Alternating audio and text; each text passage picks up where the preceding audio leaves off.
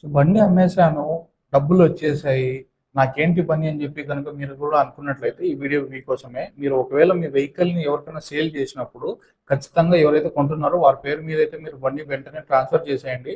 దాంతో పాటొచ్చేసి sale agreement అనేది కూడా మీరు రాసుకోండి. ఎందుకంటే రేపొద్దున ఆ వెహికల్‌ని యూజ్ చేసి ఏదైనా క్రైమ్ జరిగినా, లేకపోతే ఏదైనా యాక్సిడెంట్ జరిగినప్పుడు ఖచ్చితంగా అనేది బండి ఎవరి పేరు ఆర్‌సీ ఎవరి పేరు మీద ఉందో ఫస్ట్ లయబిలిటీ వాళ్ళ మీద వస్తుంది. సో కాబట్టి ఆ పోలీస్ ఎప్పుడైతే వెహికల్ చెక్ చేస్తారో సో ఆ వెహికల్ మీ పేరుతో ఉన్నట్టయితే కనుక ఫస్ట్ పాయింట్ ఆఫ్ కాంటాక్ట్ మీరే అవుతారు.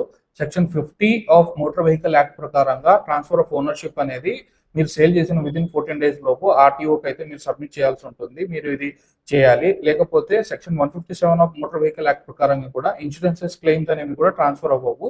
సో ఇన్సూరెన్స్ కంపెనీ కూడా మీకు రిజెక్ట్ చేసేటువంటి సిచ్యువేషన్ ఉంటుంది. వెహికల్ ట్రాన్స్ఫర్ అయిపోయింది కాకపోతే సేల్ సేల్ అయితే అయిపోయింది, కాకపోతే పేరు అనేది మారలేదు అని చెప్పి. సో ఇదే కాకుండా మీ మీద వచ్చేసి ఇండియన్ పీనల్ కోడ్ అండ్ భారతీయ న్యాయ సంహిత ప్రకారంగా అయితే కూడా మీ పేరు అయితే సెక్షన్స్ అమలు అవుతాయి. సో ఇదే కాకుండా ఎవరైతే విక్టిమ్స్ ఉండి ఎవరైనా యాక్సిడెంట్ లో ఏమైనా ప్రాబ్లం జరిగినప్పుడు వాళ్ళు కూడా మీ దగ్గర నుంచి కంపెన్సేషన్ ఎక్స్పెక్ట్ చేసేటువంటి సిచ్యువేషన్ అనేది ఉంటుంది.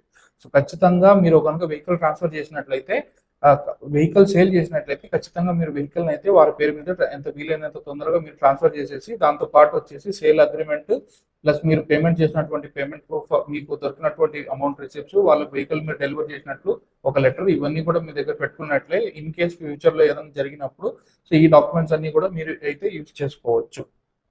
సో ఈ రీసెంట్ గా ఎవరైతే వెహికల్ సేల్ చేశారో బట్ ఎవరైతే మీకు ట్రాన్స్ఫర్ చేయలేదో సో వాళ్ళకి ఈ వీడియో వెంటనే మీరు షేర్